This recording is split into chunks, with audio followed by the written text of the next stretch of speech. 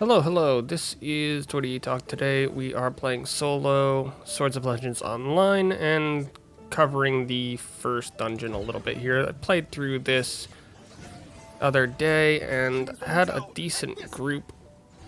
I am still learning the Occultist Healer, so that is what I'm playing. I have to go through a bunch of settings and make things easier to see still, but yeah, I'm going to talk a little bit about the bosses and a couple of the ad pools here at the beginning to really show this off. This is the first dungeon in the game that you'll run into, and this is the hard mode version.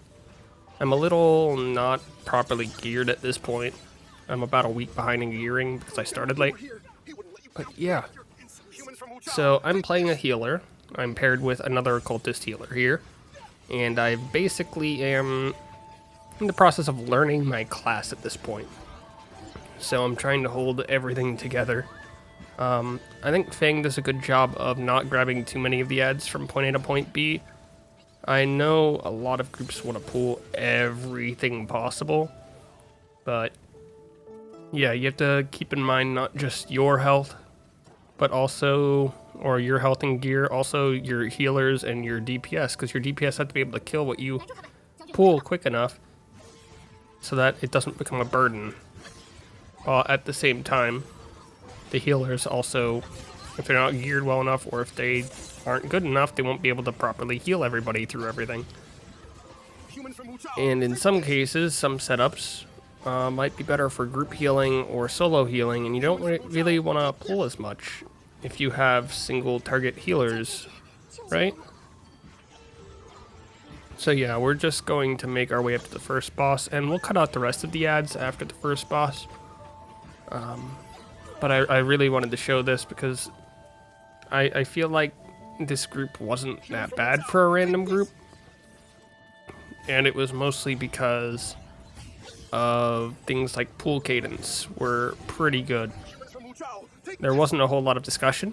If you look at the chat box, there's literally no discussion of what's happening. But it's all working nonetheless. Again, more because of the pool cadence and people actually doing stuff. As I mentioned before, pretty new to this, so I do make mistakes here and there, especially in this run.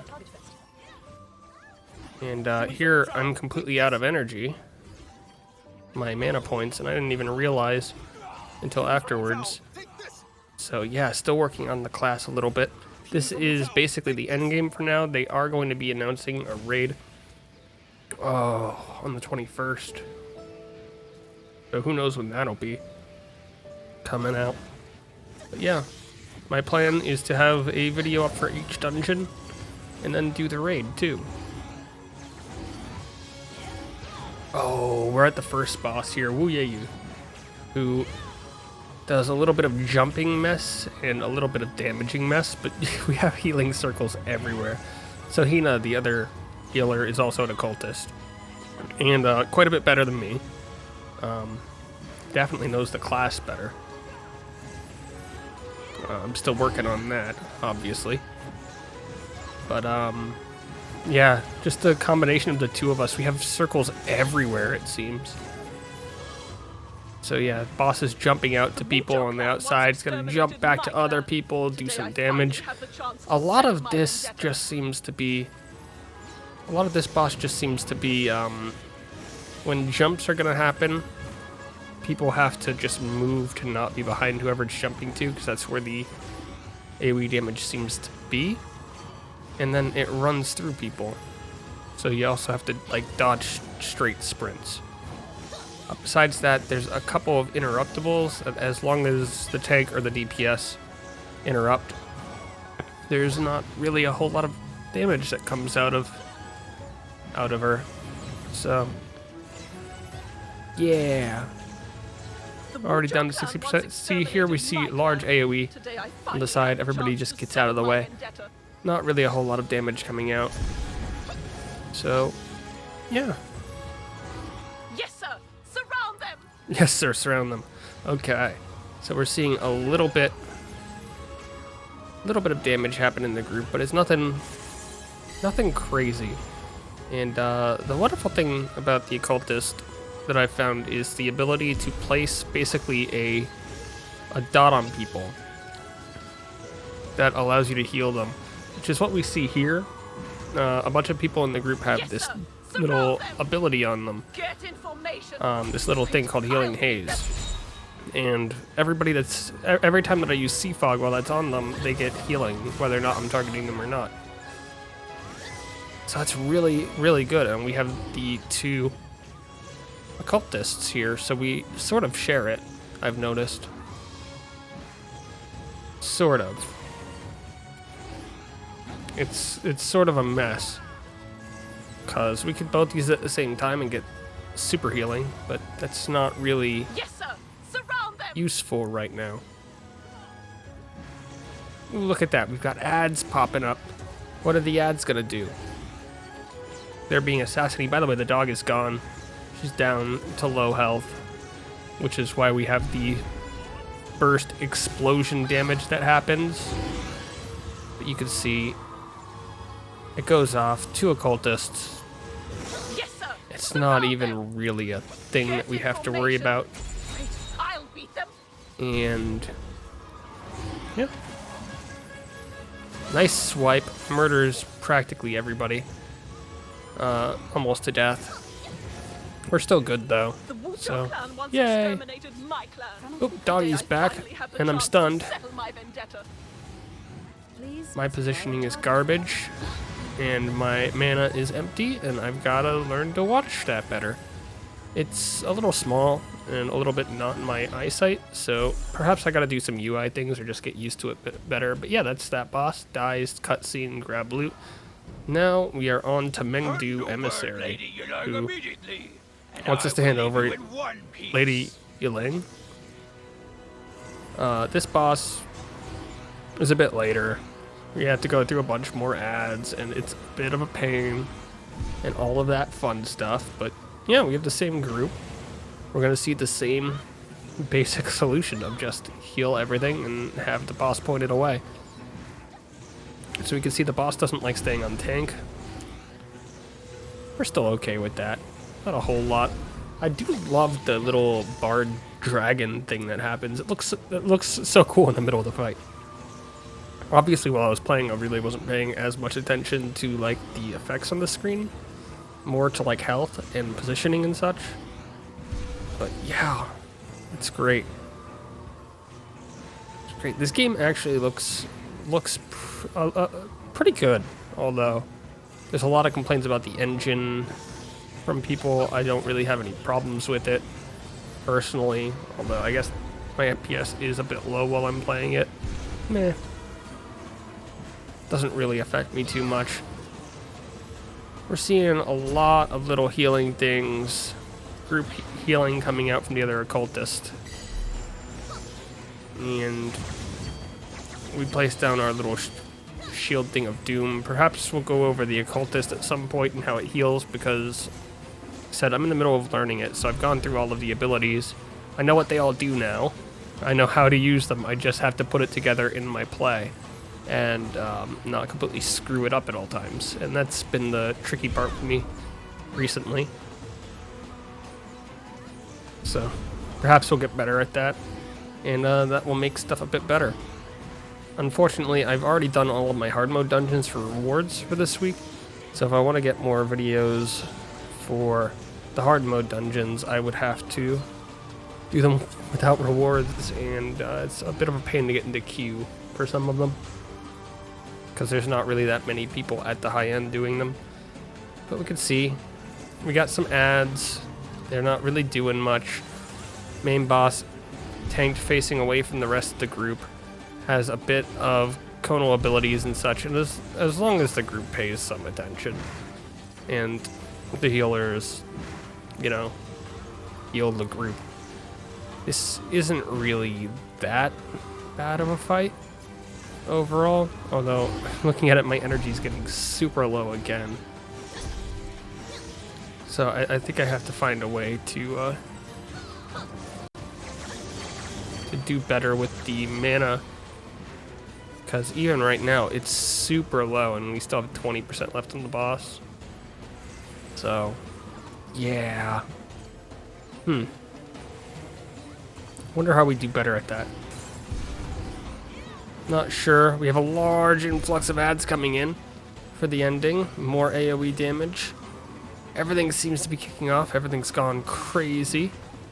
And we're just trying to hold on because we don't even have mana to heal at this point. It's bad. But it's fine. Our mana regen is back up if we want to use it, and you'll see I hover over it and click it because I don't like the alt keys. So, should probably fix that. At least change them to be something that's easy to hit. But yeah, boss is going down to 2%. We've held on, not really using any crazy heals there at the end, just sort of poking people. And then we're on to the last fight against the Royal Court, split into 3 different bosses here.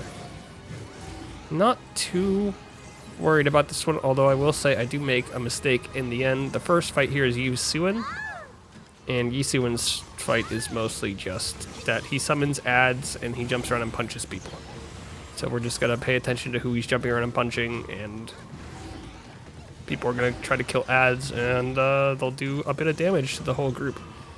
As long as the group itself doesn't completely ignore the ads and kills them off in a relatively quick manner, it shouldn't be too bad.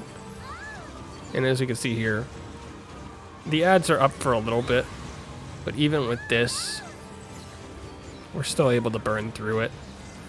And DPS likes staying on him. I don't know if you need to stay on him. I think you could split up pretty well and kill the ads pretty quickly. But yeah, we have our second one, Mona, coming out. Mona is a little bit of the same, except with more area damage. So we got ads, we got this little line thing that can hit a bunch of people, and she got this weird arrow thing that can hit the ground, and it all does damage. It's all a bit of a pain. And as a healer, this is not where I screw up. Not at all where I screw up. By the way, the path down to this boss, while I have a moment here, you can skip almost all the stuff by heading off to the left, but we actually have a dungeon completion percentage in this game, so you have to kill enough ads in the dungeon to count as a completion. So quite a few groups will just walk through the ending. There's no real reason to skip. So here we are. People are being thrown about, people being healed. We could see on the left-hand side there was an arrow. Another thing to note about this fight that didn't really come up here is the entire area around this is covered in water that has this little dot effect where if you stand in it, you'll take increasing damage. It's part of a mechanic for the hidden boss, but we did not do the hidden boss in this run. So, see little puddle. Yeah. But basically just don't stand in the water, it will kill you. For the hidden boss, I might do a video with hidden bosses at some point if I get the gear to do all of them, but for now that's not really in the plans. And Mona falling to 6%. And then we have the actual final boss here, Yizhatuo. I don't know how to say his name. It's Yi. I know Yi. So we're gonna fight Mr. Yi here. And low on mana yet again. I'm really bad at mana problems. And now I'm low on health. So as you can see, I got one shot. I'm actually in my death state. So I am actually dead, just waiting for it to cool down. Still heal some people. But his move murders people in front of him. And this is where my big mistake comes in, right? You can see I'm getting hit every time he comes back up, so I'm already dead again. I'm just gonna cast everything. And he just doesn't like me, and I probably should have been standing further away from the boss and off behind him. But we took 2 punches to the face and died twice. That's very rude. And there's me trying to find the kill recap. The kill recap in this game seems utterly useless. It doesn't actually tell me what killed me, it just tells me what I did. So we're gonna watch. He's got puddles that are around him, and you can't stand in them, so you have to either stand really close to him or pretty far out. And as long as you do that, you should be fine. There's not a whole lot of damage going out to the group besides those dots. So in the end, this is just going to be burned down, and it's just 3 bosses, one after the other after the other. And as long as you pay attention, there shouldn't really be too much that's that bad. With the healer down, a couple DPS are going to fall here just because extra damage. And there's some people being shoved into the dot. You can see how quickly they die inside of there. But in the end, 3% health, 2%, 1%, and we're done. So that was the Yemo City of Wuzhao dungeon. Thanks for watching. We'll be back with another one of these soon.